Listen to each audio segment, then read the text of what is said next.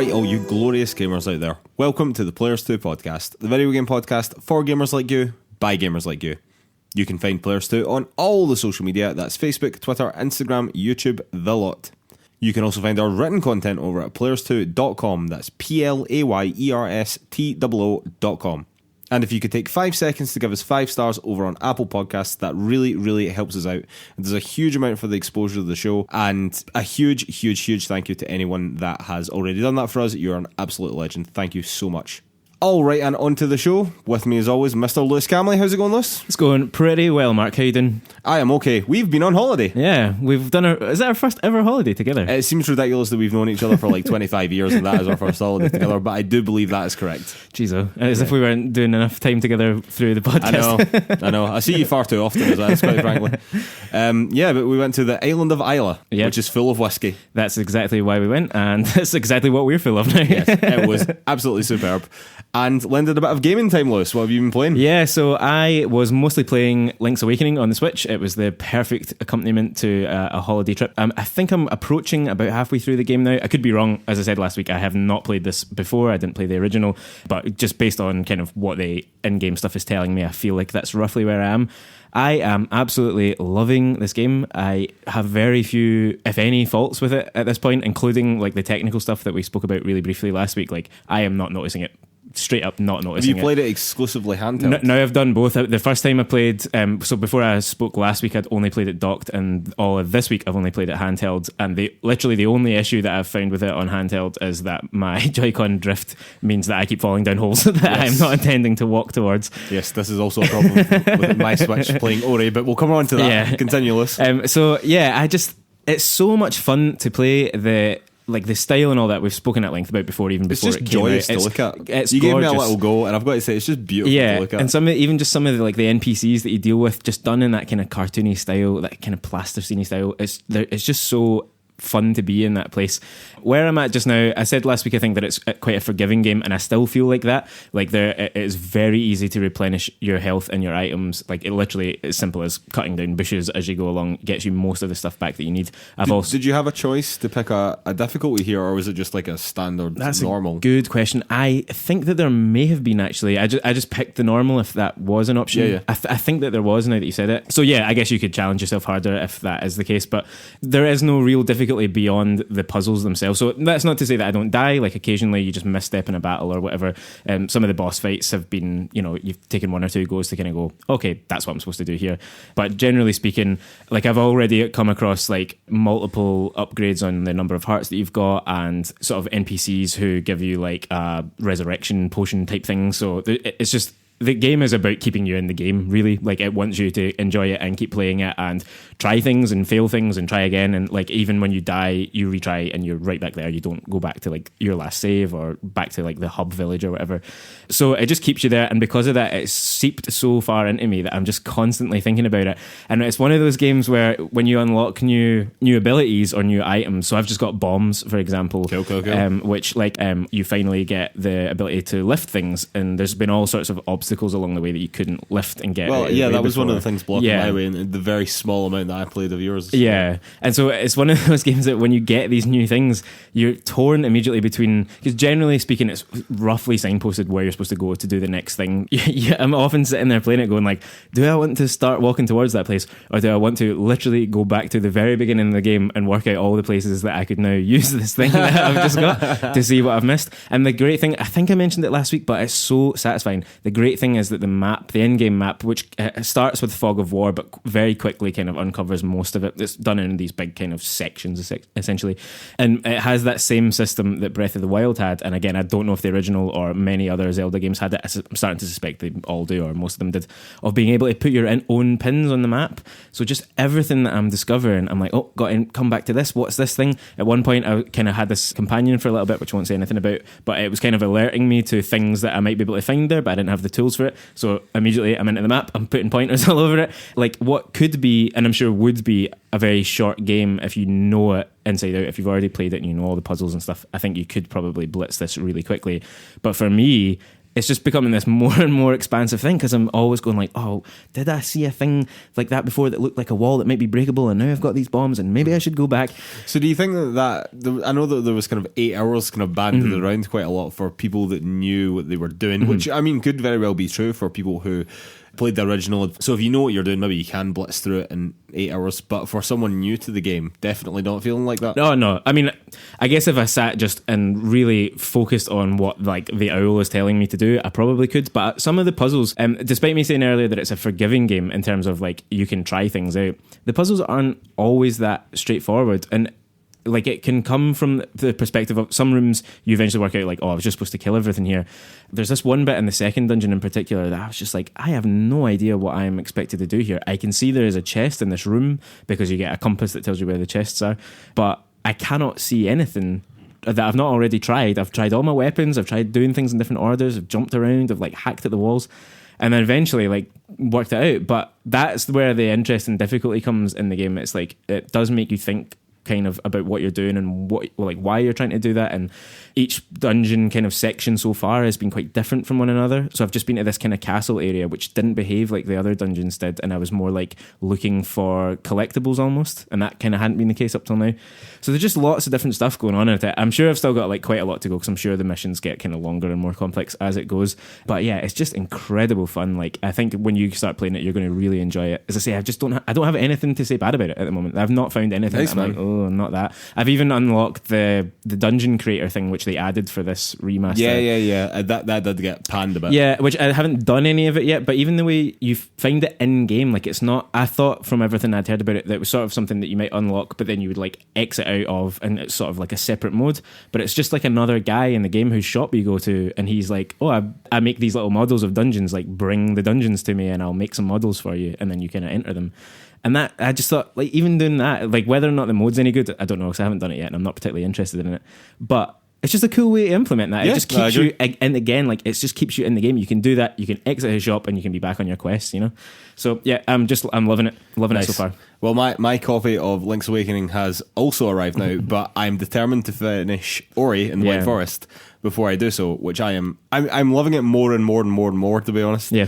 When I first started playing it, I was a wee bit kind of like, oh, I'm not sure. As I was saying, I can't remember how much we talked about it last week. It has this very odd checkpoint system where you kind of create your own checkpoints as you go through the map, and sometimes that can be great and sometimes that can be horrible, because there are basically no checkpoints out with that. So if you forget to do a save point after doing something really difficult and just kind of try to do another wee small platforming thing and then do something stupid and die, then you are thrown miles back, and I don't like that. But the game looks absolutely stunning. It plays really, really well. I've started to unlock a lot more abilities and things like that, which means that Ori can move around a lot better. Like, because again, I felt as if not jumping in the way that I'd want her to. Again, I'm referring to Ori as a her. I don't know if Ori is a boy or girl, or is just a genderless wee cat creature. Yeah, let's go for that. I say that every time. Okay. I'm sticking with she unless someone is going to correct me, but she doesn't jump around in the way that I'd necessarily want her to, or wasn't jumping around in the way that I necessarily want her to. There's an odd sort of mechanic whereby you like ping yourself off other projectiles, so you wait for an enemy to shoot and then you can press a button to like launch yourself from that projectile, and then you can launch yourself off of certain enemies as well. And there's long platforming sections that involve that quite heavily, that are quite difficult. Yeah. And it is getting a lot more difficult as well. Like I think before I was kind of saying that in a platformer it wasn't as difficult as Celeste, and as a Metroidvania it wasn't as difficult as Hollow Knight, and both those statements are still true. But it's now ramping up. Like I can feel it ramping up. In fact, not long after I made that statement, I think my next play session of it, I'd done a really, really, really difficult bit. But yeah, no, still really enjoying it, and it's absolutely gorgeous. But it now stands in the way of Link's Awakening, I fear, because that shot of it that I got, I was like, oh, I am fully on board. I want this right now. Do you know how much of Ori you still have to go, roughly speaking? I think I'm about a third of the way through. Okay. Right. I think that it's about 10 to 15 hours. I'd need to double check that, but I think it's about 10 to 15 hours. It's not massively long. It's not like a Hollow Knight or something like that where you're going to be there 6 to 8 hours, depending on how much you want to do, you know what I mean? But yeah, no, I'm still thoroughly enjoying it, so would still highly recommend it, actually. It was surprisingly cheap on Switch as well. I think it was only like £13-14. My memory is that it was under 15, although I do remember getting like the points off or whatever for like various other things. But so it was around like £15, and I think that's a really good price for it. Like that's a really good price point, nice. And I think that you're getting a lot of game for that, basically. Good. Anyway, on to the news. All right, and news item number 1, and it's a doozy, Lewis. It's a doozy. It keeps going and going, this one. A pro Hearthstone player named Blitzchung has been banned by Blizzard for his support of Hong Kong during one of his... not a live stream, it was during the Hearthstone Grandmasters tournament. He donned a gas mask and stated, "Liberate Hong Kong, revolution of our age." Subsequently, the casters there kind of hid themselves from the camera, clearly wanting nothing to do with this statement, and went immediately to some sort of ad or whatever.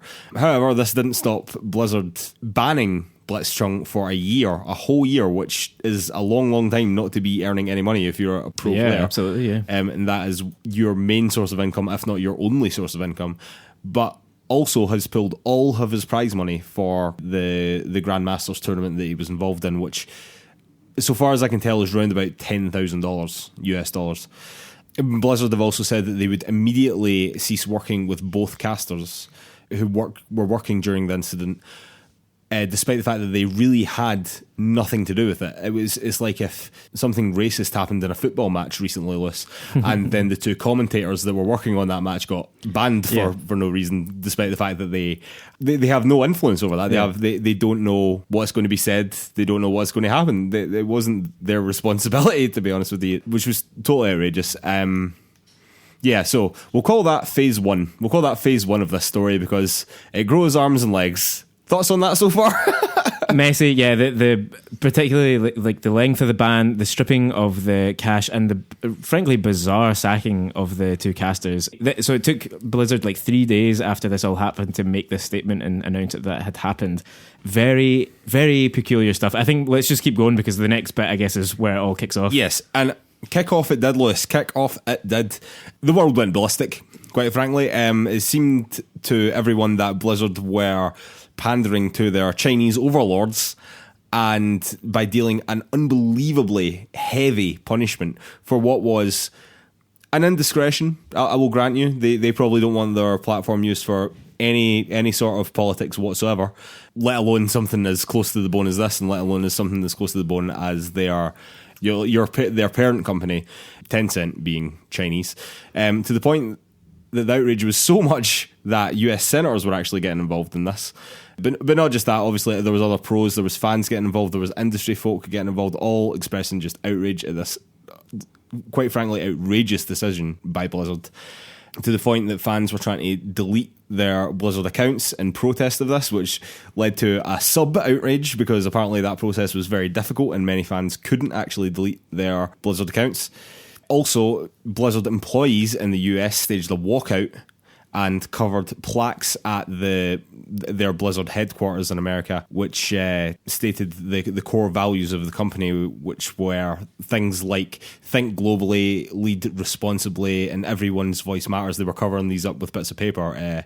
So the Blizzard employees as well were absolutely outraged at this. And also there's been a protest organised at BlizzCon 2019 by digital rights non-profit Fight for the Future.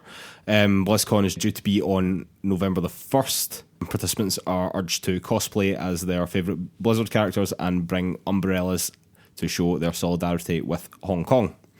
Yeah, it really kicked off. It really kicked off. Yeah, this is an amazing and quite incredible response from various communities. So like on top of all of this, like the Blizzard subreddit got shut down, moderators have left, professional or like high profile players were quitting, even people who are saying that they weren't quitting Hearthstone altogether, like other casters, were still saying this isn't a good move. I guess we should say, like, if you don't know what's going on in Hong Kong, like this isn't the place to get that information, but no. But like this is something that for Blitzchung the player is an incredibly important moment in his life. This is something that is live and happening on the streets in Hong Kong right now, and I don't think his statement is over the top by any stretch. Blizzard is an American company, no matter who has investment in it, and they should really support freedom of speech to a certain extent. I totally agree with what you said earlier. They're entitled to say, like, this is our cast and you can't use it in these ways, but the punishment was heavy-handed. And the fact that even like Blizzard employees, they're covering up their company values that are actually, I think, written in stone or metal or whatever at the headquarters. There's like this, I think there's a series of plaques which have all these company values on them, and the employees were covering these up with like pieces of paper, just being like, this obviously means nothing. Yeah. Which Blizzard have proven that these core values, like think globally and everyone's voice matters and things like that. That's just been rendered meaningless by this action. Yeah. I mean, you've just said to this person that we are not thinking globally, we are thinking about ourselves. Yeah. And we are not saying that your voice matters because we're fucking shutting you down. Exactly, yeah. And it's like the punishments they could have meted out for that. You know, why couldn't he have just been banned from going on one of their live casts again or whatever? Like, I don't know the ins and outs of how the Hearthstone kind of community works, but it seems like to ban someone for a year for so how it speaking works, about like this. Weirdly, I don't know if I mentioned this on the podcast. Weirdly, I was actually watching the Hearthstone Grandmasters on Twitch. It was like the American branch of it though. So what tends to happen is that it's two casters or commentators, as you would call them in like normal sports, and then there would be the two players on both on just live streams, just both from like their homes. Like there's not any kind of sort of fancy setup. They're just streaming from their homes. They play best of 3 matches of Hearthstone, and then the winner goes on live to talk to the two casters, and that is when this happened right at the end of that broadcast. Yeah, so I think he won his match, and then they speak to the winner. Then he put on this gas mask, which is what a lot of the protesters in Hong Kong were doing, and is obviously in response to it. Just came out in the news round about that time that the Chinese government had banned anyone who was protesting to cover their face in any way. So it was all kind of wrapped up in that, but yeah, it was right at the end of this tournament match that he won. So I mean, they could have just said, "You'll never be interviewed again. Like, you can win your match, but blah blah blah." But even like honestly, this Blizzard's best response to this would have been a slap on the wrist. Yeah, totally. Yeah, don't do that again. This is not the platform for that. We support what you're trying to say. We're not saying that anything that you said was bad or wrong. Basically, what has happened here is that it's come across as if what he said was like some horrific statement. And, well, I certainly don't believe that's true. And I don't know how someone who allegedly has the core values that Blizzard are claiming to have could also state that isn't true. Exactly. All they should have said was, look, don't do that again. Like, made a public statement just being like, this is not what our platform's for. We're not about politics here. If you want to talk about the protests in Hong Kong, doing your own platforms, this isn't the time for it, kind of thing. And I think that would have been a much better thing to have said. But this response was outrageous, quite frankly, and it was totally over the top. And it's obviously come down because Blizzard gets so much business in China, and Blizzard are so big in China, and they're effectively a subsidiary of Tencent, or Tencent are at least heavily involved in Blizzard. So yeah, I don't know how they thought this was going to go, but obviously this wasn't the right move. Okay, then now on to phase three of this story. So now Blizzard has reduced Blitzchung's ban from a year to 6 months and has returned his prize money, which is good. But they've also issued an absolutely full of dog shit statement.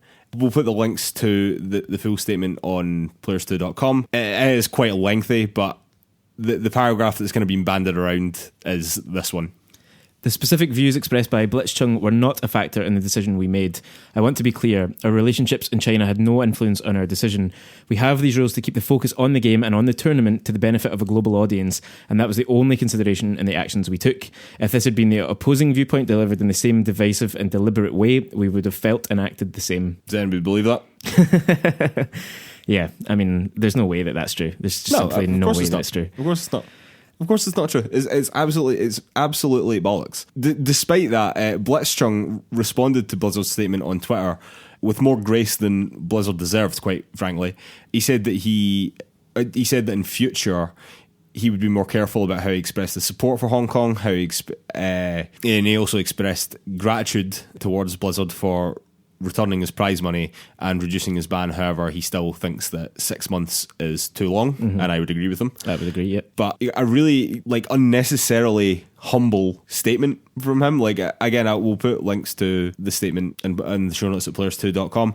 It is translated from Mandarin, I would assume, on Twitter, so it's kind of like broken English, but I mean, you can fully understand what's being said.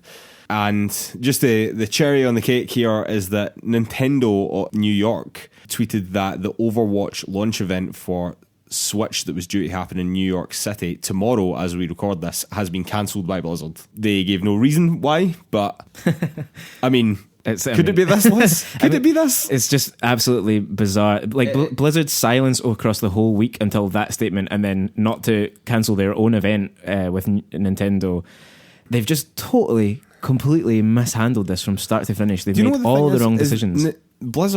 Blizzard were always like one of the good guys. Like when they got bought by Activision, it was always like, oh no, this horrible corporate company is come in here to ruin everyone's fun. But in actual fact, they have absolutely shat the bed here. Like I'm not sure I've ever seen a bed shitting so hard. Like this is unbelievable, and this is worse than Fallout 76. And I never thought it could be. No. I never thought it could be physically worse than that. I mean, this is the thing. This goes beyond like the actual intricacies of games and like the relationship of gamers to developers because of the game. Like this is just a total own goal. They just picked the wrong side. Like, and I don't mean the wrong side in terms of China versus Hong Kong. They picked the wrong side in terms of free speech versus not free speech. And like, yeah, exactly. Who's on the other side of this argument? Do you know what I mean? Who's like fuck free speech? Like who's the other person here? It's even shown by the US senators getting involved that there was both Republicans and Democrats saying that this was an absolutely shocking decision. Yeah. Do you know what I mean? And if you're getting the Republicans and the Democrats to agree on something, you know that you fucked up. I just also think, see, that the part of that statement, and this might be a little flippant, but like they say, like, we have these rules to keep the focus on the game and on the tournament. Subsequently, like Riot have also said a very similar thing about League of Legends and what they want to do. Like, yeah, that's true. That is actually true. Yeah. So again, there's all this weird wider stuff happening around this as well. Yeah. So Riot Games, also owned by Tencent, and I believe entirely owned by Tencent, have also come out with a similar statement saying that do not talk about politics on our platform. Ahead of, is there like an upcoming League of Legends tournament or something? Like they're basically, there always seems to be a League of Legends going on. They're getting their ducks in order ahead of time. And just really quickly on that, like Epic have more or less said the opposite around Fortnite. They've said people can say whatever they want, essentially. They won't be censoring anyone. But the thing about that statement, like this keep the focus on the game thing, and I get what they're doing with that messaging, but that suggests that if he'd come on there and instead of talking about Hearthstone had said like, oh, I love McDonald's or something like that he would also have been given a year's ban. Like, that is not true. So they are saying that politics is the dividing thing here, and if you're saying that, then it's not about keeping the focus on the game, it's about keeping the game clean from stuff that makes you uncomfortable, and that's a completely different conversation. So absolutely. Also, has this kept the focus on the game? No, I think I mentioned Hearthstone once during this entire conversation. I know nothing more about Hearthstone than I did before all of this. So there you go. Absolutely unbelievable. Involving politics in games is something that we're actually going to talk about at the end of the podcast, and I know that makes a lot of people uncomfortable, and a lot of people just think that no, we should be like washing our hands of politics when we sit down to play a game, but I think there is a bit more nuance to it than that. But things like this, I mean, again, like who's fighting the other side here? No. Who's fighting for the tyrannical Chinese government? Yeah. Do you know what I mean? Like no one. or just the idea that you should close people down when they're saying something that, you know, it wasn't just a party political statement. It's a fight for their freedom or their livelihoods or whatever at the moment. Like that is, you know, we should be allowed to say those things, and you can then disagree with what he said about it, you know, but you can't stop people from saying these things. So, yeah. What do you think is going to happen at BlizzCon? Do you think it's going to be a mess? Oh, God, absolutely. Of course it is. My bigger question is, do you think BlizzCon is going to be cancelled? I would not be surprised, actually. I wouldn't be surprised either. Unless they've got some incredible announcements to make, I don't see why you would go ahead with it, basically. I mean, I don't know. How do you change this narrative? Like, you can't do that in that setting. You can't put developers up on stage in front of angry people and expect that to be fair on anyone involved. So no, I mean, I don't know. I honestly don't know what they do in this situation. I mean, I honestly think that the better PR move might be just call it, like, just be like, no, we're not even fucking facing this. We've got some things to think about. There's this mass protest being organised around the BlizzCon. As you said, the whole narrative around this, basically, regardless of what we do, I mean, unless we're announcing Overwatch 2, and even then, I'm not sure that it would outweigh the narrative that we're now talking about. It's all going to be about this. The whole thing is going to be about this. No matter what they mention, it will always be marred by this now. And these protests, by the sounds of it, are going to be pretty substantial. And I think that if they were smart from a PR perspective, not that I think that this is necessarily the right thing to do at all, but from a PR perspective, I think you just call it a day and you just go, no, we're cancelling it, refund all the tickets, and your protest is now rendered pointless. Essentially, yeah. I mean, they might still protest anyway, but you don't have to deal with the heat of it all. You know, you can let this die down. It's kind of rendered a bit. It's kind of neutered, isn't it? Yeah, it's certainly neutered. If the conference isn't happening around it, you know. I mean, yeah, go and fucking march up to their doors for all that care. You know what I mean? Just absolutely ridiculous, shocking. So this story is obviously going to rumble on. So I'm sure we'll be talking about it a bit in future, particularly if they do cancel that. All right, and moving on to news item number 2, Fortnite, Lewis, has a chapter 2. Did you keep up with this? It's been a crazy week while we were away. Yeah. A lot happened while we were away. I was too busy drinking whiskey, but I think you were following this a bit closer than I was. But long story short, Sunday night, Fortnite was rendered unplayable because, as far as I can work out, a big comet in an in-game event hit the map, created a black hole. Players that were in the game at the time all get sucked into this black hole. There's actually amazing footage of this online if any of you are interested in the nonsense I'm currently saying. I would suggest that you go and look it up because that is actually very cool. Yeah, so the whole map and all the players all get sucked into this black hole, and then the whole game just went to a live stream picture of a black hole. And all the chat leading up to this from Epic and Fortnite was that this is it, this is the end, quotes. So it did have like a finality about it, I've got to say. It was quite cool, and to watch what was happening in game as well. Like all these rockets seem to come down from the sky, and there was a whole bunch of mad shit going on with fractures in time and stuff. And then this big meteor came in and like blew everyone away off the map, and they were all like hovering in midair. And then this meteor hit, and then they all just got woof, like sucked in. It was really, really cool. Yeah. Like I've got to admit, they know how to be grandiose about it. So subsequently, as I said, the game was just this live stream of this black hole. Their Twitter was completely deleted apart from a live stream of this black hole. Their website was just a live stream of this black hole. So I think a lot of players were like, oh man, what's going to be happening here? Yeah. This is like a big deal. They've never done stuff like this before. I think it had kind of leaked beforehand that this was going to be was going to be a bigger change. This chapter 2 might be coming. Chapter 2 might be coming, exactly. And then today, this very day, Lewis, they unveiled their launch trailer for Fortnite Chapter 2. And I mean, I felt like a wee bit of a letdown after all that, to be honest with you. There was just like so much, and it was all this, and just the eyes of the world were on it, who weren't paying attention to Blizzard, were like totally focused on Fortnite again. And I've not got the streaming numbers here, but the amount of people that was literally just watching this, basically a screensaver of a black hole, was ridiculous. Absolutely ridiculous, the amount of streaming numbers that they had. And then they released this trailer which kind of showed off a new map, or at least a very heavily updated map. Lots of different areas and things going on. New mechanics, including being able to fish, being able to hide in dumpsters and haystacks, and you can ride boats, which look pretty cool. And there's a new gun that shoots bandages, which is truly bizarre and very in line with Fortnite. I love it. And also I think you can pick up like downed enemies as well, and like get them to safety and stuff like that. Which I'm not really sure how helpful that is in Fortnite. From my limited experience playing Fortnite, that didn't seem massively helpful. No. But I mean, fair enough. Yeah, I don't know. Like I felt that after that kind of bombastic finale to what we're now calling the first chapter, I guess, I felt that the unveil of the new map was a bit of a letdown, to be honest. The trailer itself did feel quite a lot similar to other kind of season changes that they've done before. Like nothing felt like that radical within the trailer itself. But the changes to the map, it's all live now. You can go and play it now. Like it's substantial, and it's really interesting how it might have altered the game. Like one thing I read about it earlier was just that this idea of like the boats and swimming is going to be quite a core part of it all now. Like that will be the main kind of vehicle, it'll be the easiest way to get around the map.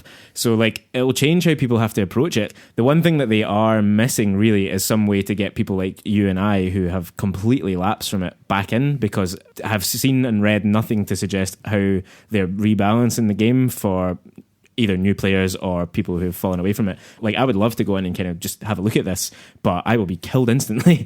So and it just, that's what put me off in the first place. Like particularly how skilled a lot of people were at building, and like there's just no way we're going to get there. That's still the thing that kind of got me about it all. Yeah. Like, I just wasn't on it with the building mechanics, and like I had a whole group of friends that got like quite into Fortnite at one point.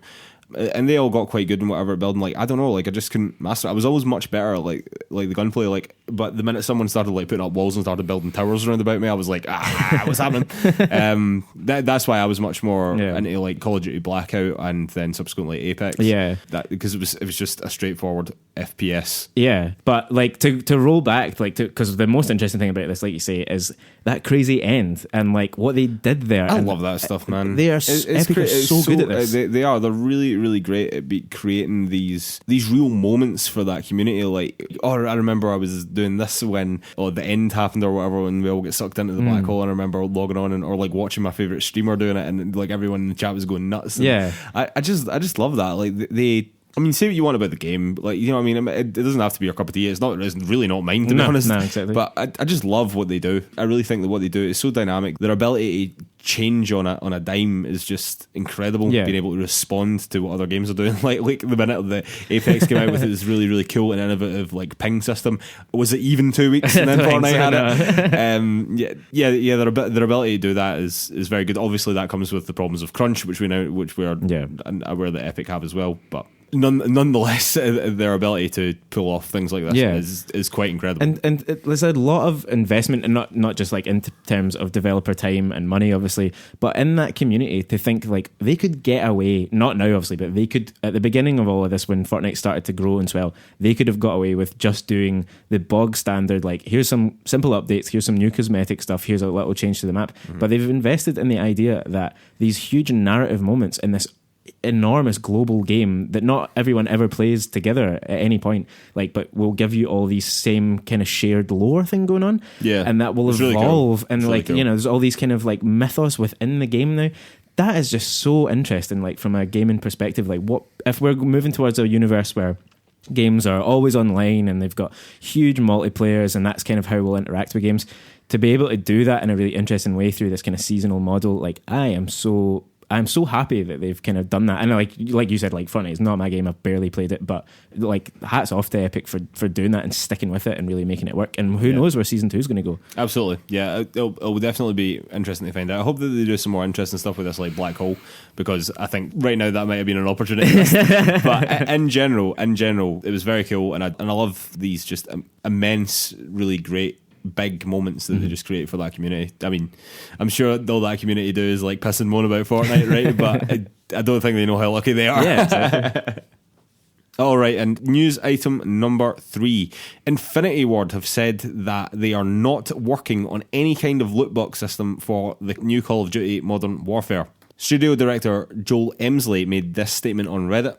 There continues to be misinformed and incorrect info being pushed out about Modern Warfare. What I can say right now is that we are definitely not working on any kind of supply drop or loot box system. Also, functional stuff is unlocked through gameplay. And he also says to stay tuned. They're planning to release more info this week. So this already might all be redundant. But do we believe that?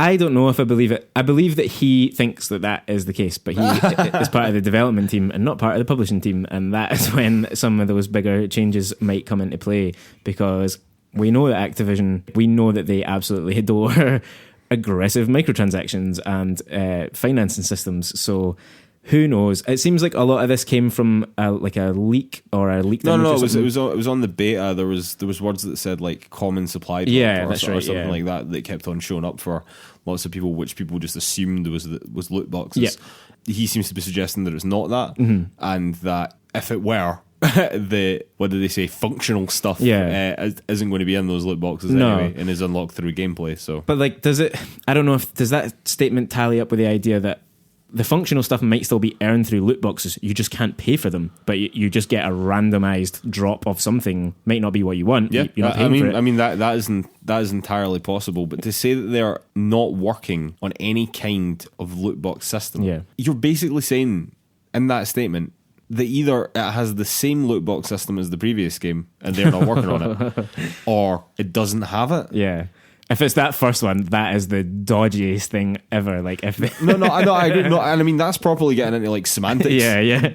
And if they are going to defend this statement on semantics, then that is really fucking poor. Yeah.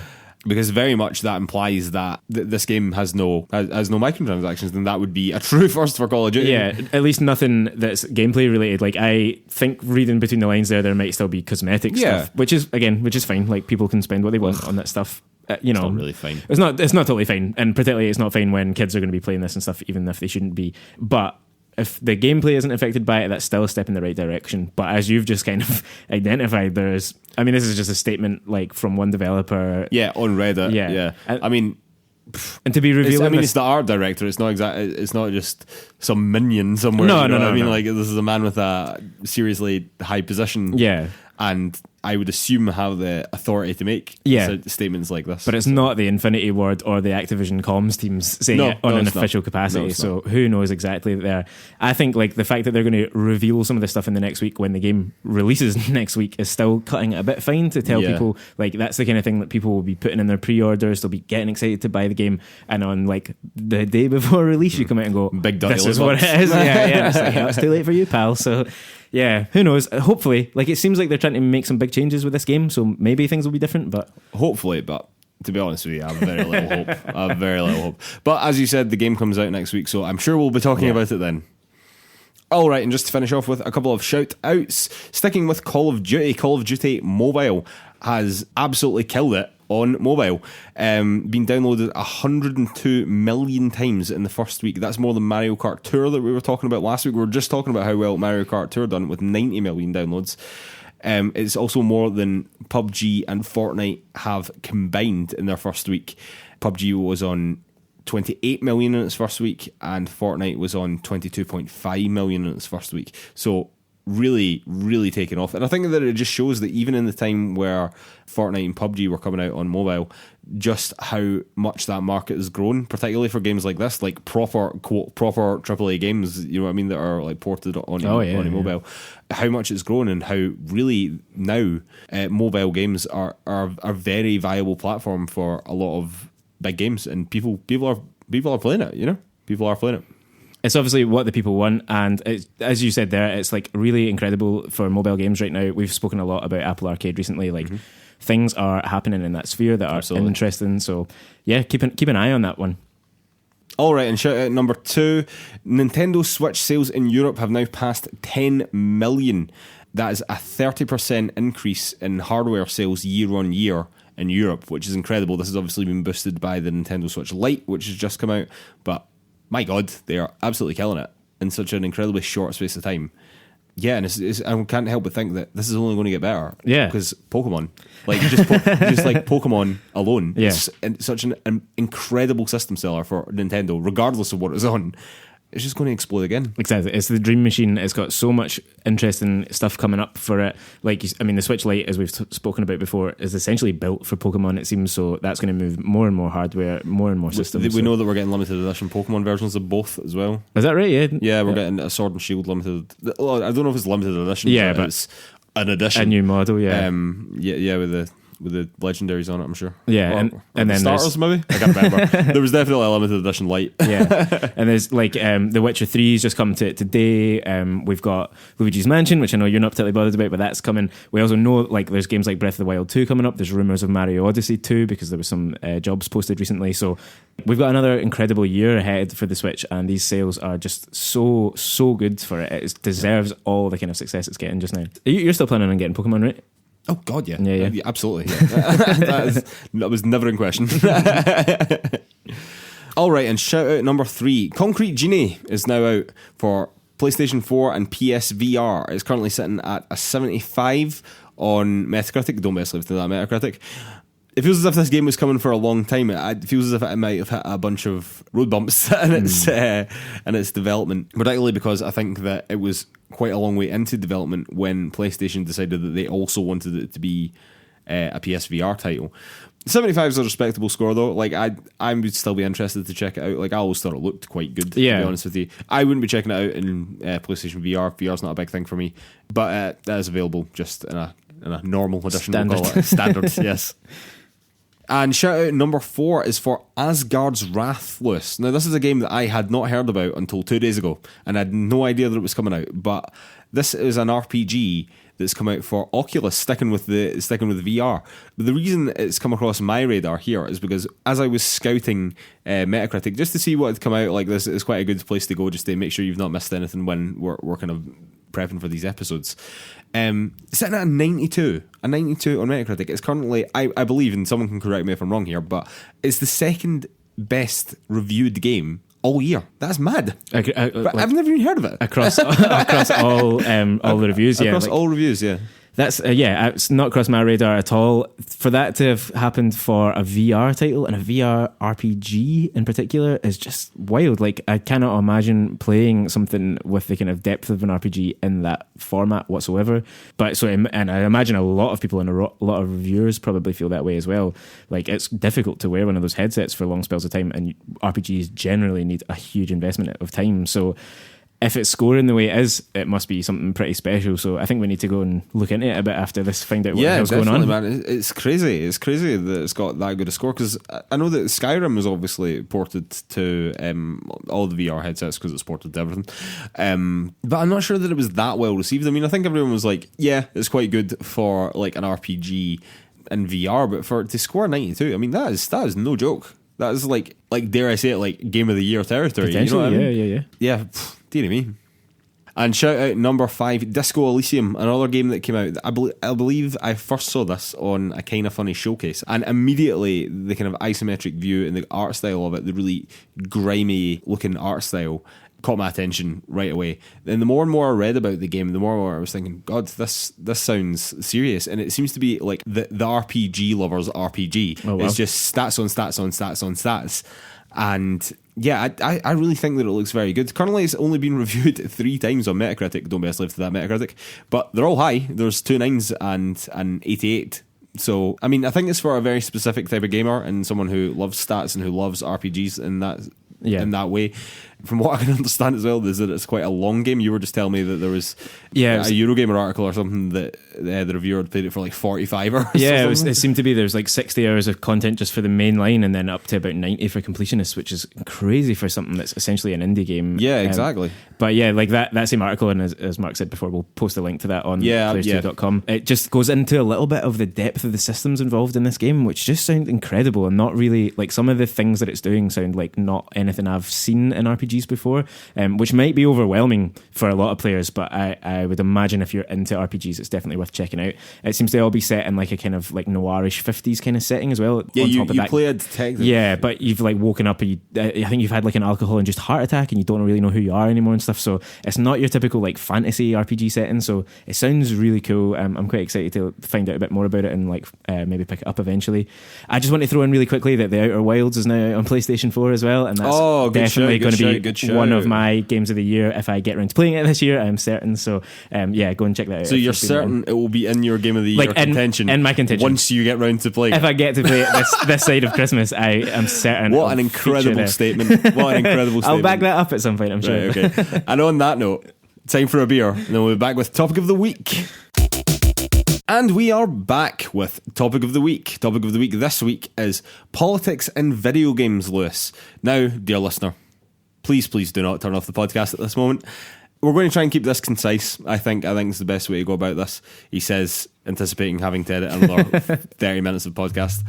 But yeah, I think that there's a discussion to be had here, certainly. And I think in the light of all the things that have come out around Blitzchung and Blizzard, and I think that if we're going to have a discussion about how we feel about politics in video games, today's the day. Yeah. And then we'll never talk about it again. I think it's bound to. Yeah, I wanted to pick up on something that you said earlier and kind of reference there, which is that this discussion makes people uncomfortable, and people quite often like to think that video games can be absent of politics or can avoid politics. And I've been thinking about it a lot in the last couple of days about what we really mean by that. And so there's this aspect of like politics within games themselves, like within the narratives and what the game is trying to say, or within like the iconography of it. And so like thinking back months and months and months, there was a lot of hubbub when The Division 2 came out, and it felt like it was saying something about contemporary America, and then they sort of Ubisoft came out and said like, we're not doing that, and there was a bit of a kerfuffle around that. I think the better example is what you were just saying about Far Cry as well, another Ubisoft game, whereby that was all about a fundamental religious cult. Mm-hmm. And again, it felt as if Ubisoft were 2 inches away from making a statement on that, and then didn't.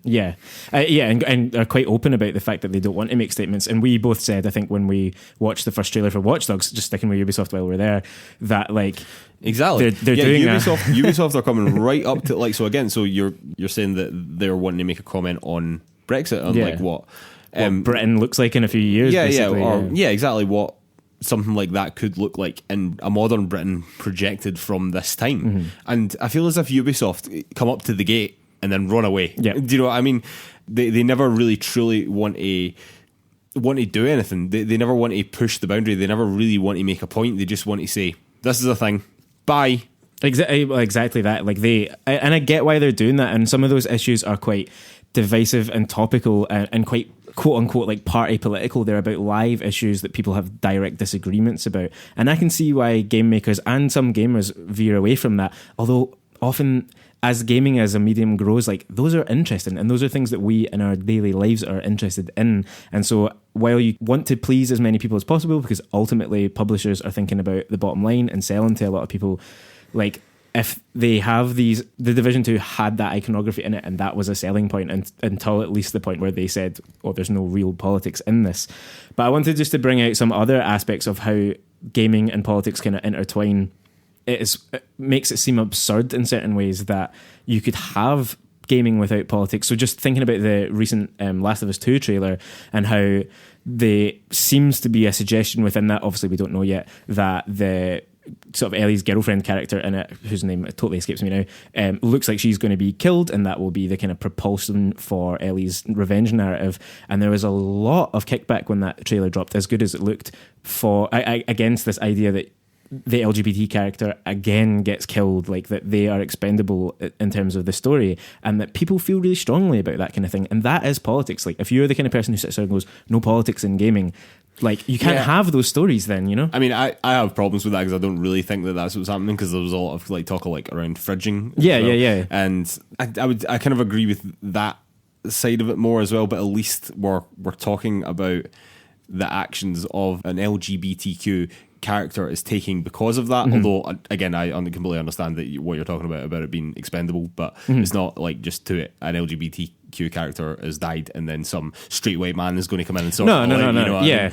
So, but even there, right? So that's a perfect kind of summary. Exactly. But I am perfectly aware that what I have just said right now is a political statement, or has touches on a lot of political problems or like disagreements. Ideas, exactly. Like that's the thing, that there's a representation, which is great, and that is good that games companies in particular are doing that more and more. And generally speaking, people aren't that bothered about that when you think of politics and gaming being that LGBT people are being represented in the characters. But then it does come down to in which ways are you representing them, or how are you reinforcing typical narrative ideas like that, which we've seen before. I think it even happens in the first Last of Us game that an LGBT character gets killed in order to kind of progress the story. So there are big issues there, and I just wanted to use that's like a very loose example of how we often come up against this idea that politics and gaming shouldn't mix, but they simply can't.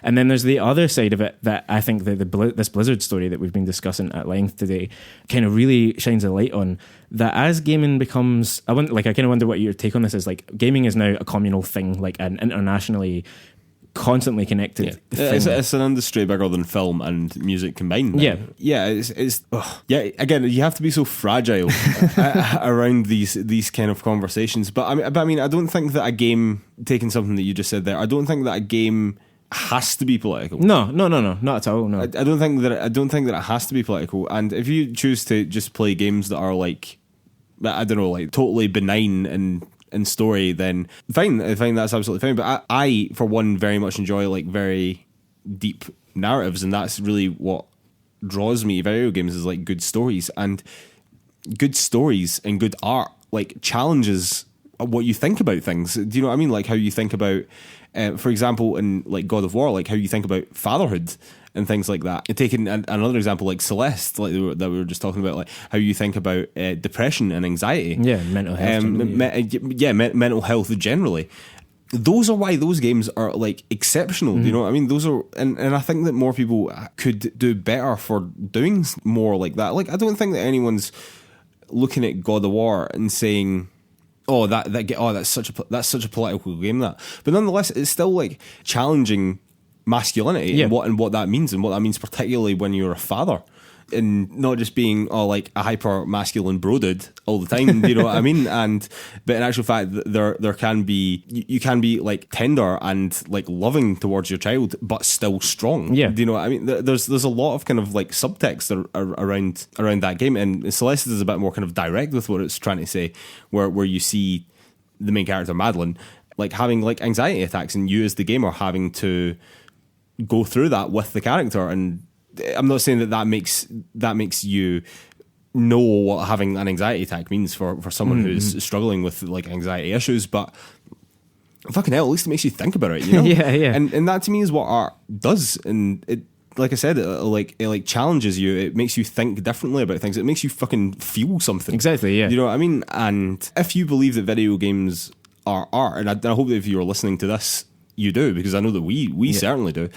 Like, if you're saying video games are art, but denying any sort of politics, or denying it being able to talk about that, or being able those to things, approach those things, or being able to deal with those issues, you're actually saying nothing. I'm not saying it has to be like overtly political. No. Like, as you were saying, it doesn't have to be down to like party politics, left and right. Do you know what I mean? It can be more than that, or less than that, to be honest. I think, but it's still challenging, and I don't think that there's any reason why any developer should feel forced to shy away from things like that. I don't get it. Like it's just so, and I know that this sounds like a very right wing argument, but it's like, oh, you're so afraid to offend anyone. But in actual fact, I think that a lot of that's kind of overblown. And in actual fact, the people that you're offending, one, are probably the people who aren't going to buy your fucking game. Yeah.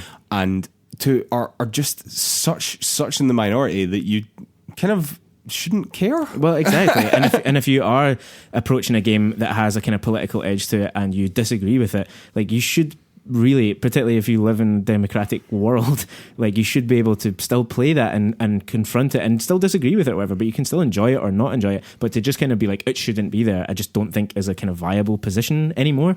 And particularly, like you say, like, if gaming is art, because like Mario, right, isn't political in the same way that like Cubist art isn't necessarily political, but some art is political, and therefore some video games will have to be political and have political edges. Some film is political. Yeah, some music is political. Yeah. So, like you said, like, paintings can be political, sculptures can be political. It doesn't have to be political, but it should be able to be political. Exactly. You know what I mean?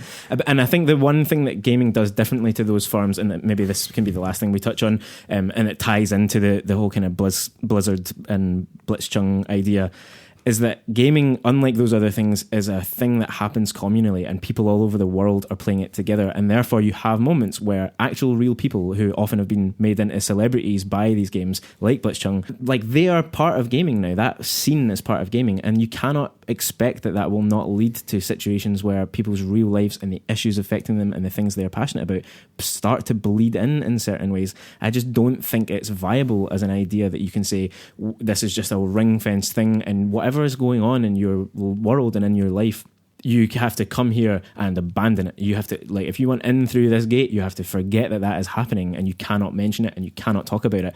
Obviously, Blizzard are putting forward this thing of like, oh, you can do it on your own platforms, but it's still like, they have created a community, and communities talk. That's what community is. And so it won't always be political, but like, this idea that you can just shut the gates down and say no politics in gaming, it's just not, it can't happen. Yeah, it basically can't happen. I think that if we went down the path of like, there is no politics in gaming, I think like narrative story is kind of drawn dead. Do you know what I mean? Because I mean, how do you tell something interesting if there isn't any like touching points, like cultural touching points, and a lot of them are politically based. Do you know what I mean? Even like going way back to like LGBTQ issues, like, although there's like a lot of stuff going on like in this sort of indie scene around LGBTQ issues, Like, apart from Last of Us, like, is there much LGBTQ representation in video games? Like, basically, no. I mean, there'll be the odd character here and there, but yeah, in terms of like massive kind of like there's nothing. central kind of ideas within games, like and I understand like now it's kind of like getting into RPGs where you can choose whatever you want, can choose like your sexuality, and you can like romance like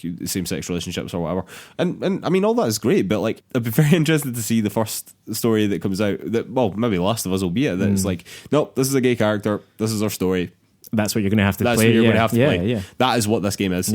You are playing a gay character in this story, and off you go. If you're not comfortable with that, don't buy the fucking game. Don't play it. All right, okay, I think we'll call it a day there before we get too deep in the weeds and we can't get back out. Yeah, I'd just like to remind everyone you can find PlayersToo on all the social media. That's Facebook, Twitter, YouTube, Instagram, the lot. You can also find our written content over at PlayersToo.com. That's PlayerStoo.com.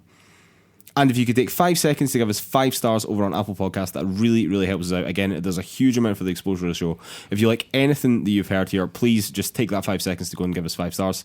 It's that purple icon on your iPhone. It really, really doesn't take long at all. And again, we would super appreciate it. And for anyone that's already done that for us, you're an absolute legend, and thank you so much. Again, I cannot express to you how much of a difference that makes. I'd just like to remind everyone that our play-along game of the month this month is Gorogoa. I put up a wee Instagram post about a good deal that was happening on Switch for Gorogoa. I think it was half price. It was, I can't remember what it was actually. It was like £5 or something like that, £5-6 or something like that, which was a great price for it if you want to play it on Switch. I would still recommend playing it on mobile. I do think that's just a perfect platform for it. But yeah, that's there if you want it. And if you want to play along with us, reach out on social media. Let us know what you think about the game. It's a bizarre one, but I think like truly great as well. Like, it's really, really good. I'm still to dive in, but I'm really excited about it. It's going to be good. It's good. All right, ladies and gentlemen. See you later. Thanks.